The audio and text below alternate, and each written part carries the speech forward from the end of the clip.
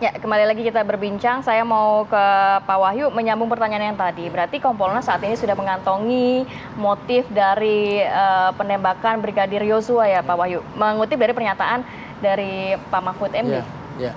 Sekali lagi itu ranah penyidik, tetapi kami bisa memberikan sedikit referensi ke publik ya. Kalau kita pahami apa yang rentetan statement-statement dari pimpinan di Mabes Polri, mulai dari penetapan Brigadir E, itu ada pasal ikutan 338, tapi ikutannya pasal 55 dan 56. Itu berarti ada orang lain. Nah, kemudian ada kesulitan internal ketika yang oleh Pak Mahfud disebut sebagai psikohierarkis, karena ini ada pejabat-pejabat yang harus diperiksa, maka harus ada cari jalan lain. Kita harus tidak bisa lurus, kita belok dulu lah, muter dulu. Melalui apa? Melalui sidang kode etik. Sidang kode etik itu ada di Perpol nomor 7 tahun 2022, ada di pasal 58, itu ada ayat 1 menjelaskan baru bisa diruangkan di tempat khusus, namanya bukan tahanan tapi tempat khusus.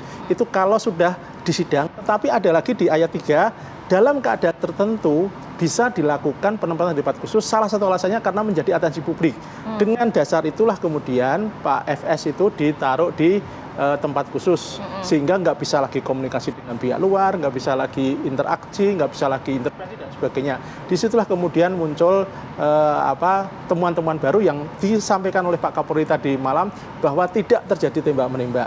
Nah, sekarang soal yang apakah ada pelecehan, ini nanti dengan sudah dinyatakan sebagai tersangka, kan prosesnya akan justisia, jadi akan lebih efektif. Ya, moga-moga saja nanti akan semakin terbuka. Artinya kami Kompolnas menilai apa yang dilakukan oleh pihak Polri ini sangat signifikan akselerasinya.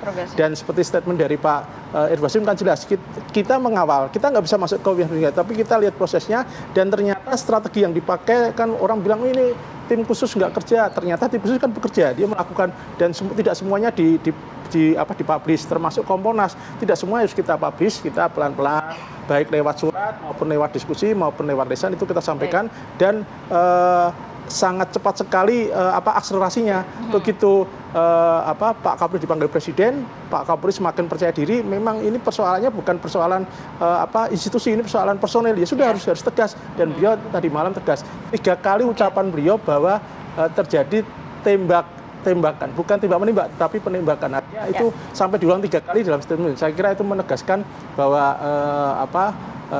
ini memang fakta yang nggak bisa lagi ditutupi. Kemudian penetapan oleh Kabar Eskrim disebutkan memakai pasal pembunuhan berencana, menunjukkan bahwa tentu ada orang lain, ada siapa otaknya, siapa yang berperan.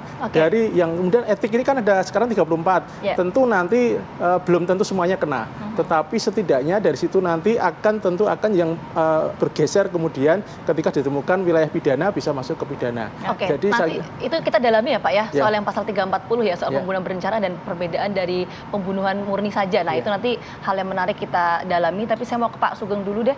Pak Sugeng, kalau melihat soal kemarin ini, penetapan status tersangka terhadap Irjen Pol Verdi Sambo, seperti apa tanggapannya?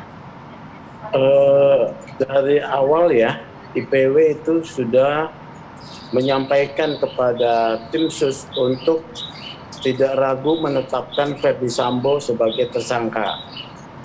Karena IPW berkeyakinan berdasarkan beberapa penjelasan ya, Verdi Sambo ada di lokasi dan tindak pidana tersebut di rumahnya. Ya. Kemudian yang kedua, ada upaya untuk menghilangkan jejak pembunuhan. Motifnya sangat jelas untuk melindungi pihak tertentu yang high profile. Kalau dia hanya seorang anak buah, mengapa harus dilindungi? Satu-satunya orang yang memiliki high profile itu adalah Verdi Sambo. Jadi sebelum 2 hari atau 3 hari sebelum setelah Verdi Sambo diperiksa ya, IPW sudah meminta bahwa tidak perlu ragu tim sus menetapkan Verdi Sambo sebagai tersangka. Pada hari kemarin sudah tetapkan tersangka, IPW mengapresiasi kerja tim sus, dan juga IPW dan masyarakat dapat bonus nih ya. Dapat bonus selain tersangka adanya 31 orang yang ternyata hasil kerja Irsus sangat dahsyat ya, tidak menyangka bahwa ada 31 orang yang ikut tenggelam Ya. ditarik Ferdi Sambo di dalam lautan kejatuhan ya. Ini yang nggak masuk akal buat saya. Memang IPW yang melansir pertama pada tanggal 13 Juli adanya potensi obstruction of justice ya. Upaya menghalangi satu proses penegakan hukum.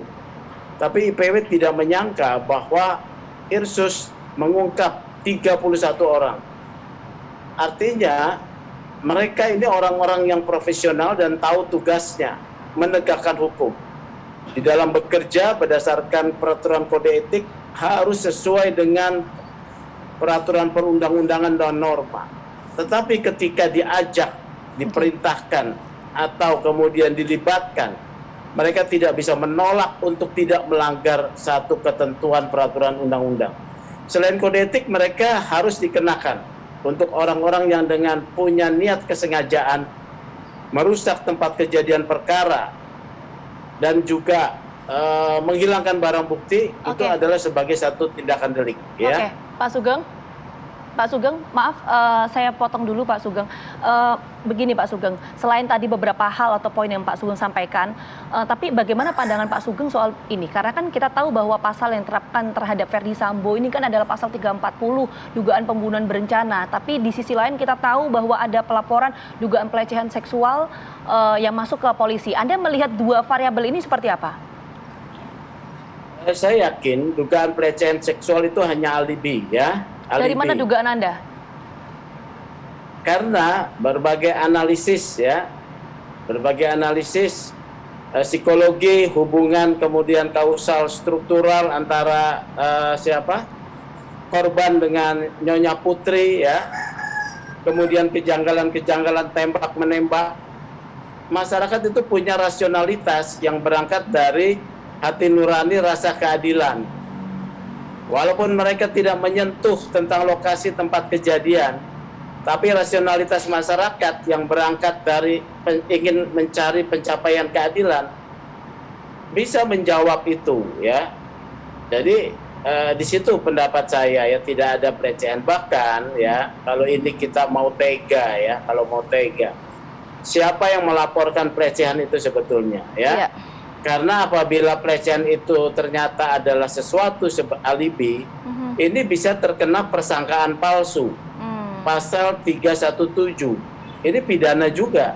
Baik. Dalam hukum pidana diatur persangkaan palsu, melaporkan sesuatu yang bohong kepada aparat hukum. Ya bisa. Terkait kasus pembunuhan berencana itu, teorinya kan antara kehendak, teori pidananya, antara kehendak melakukan kejahatan dengan tindakan itu ada jeda waktu, ya. Pak Sugeng. Jadi, kalau melihat dari IPW sendiri, sejauh ini apakah kemungkinan masih ada tersangka lainnya? Karena dari pihak kuasa hukum Brigadir Yosua mengatakan bahwa masih ada inisial D yang juga belum ditetapkan menjadi tersangka karena sering kali mengancam Brigadir Yosua. Nanti dari sisi Pak Sugeng seperti apa kita sambung lagi ya Pak di segmen berikutnya. Apa kabar Indonesia Pagi kembali sesaat lagi.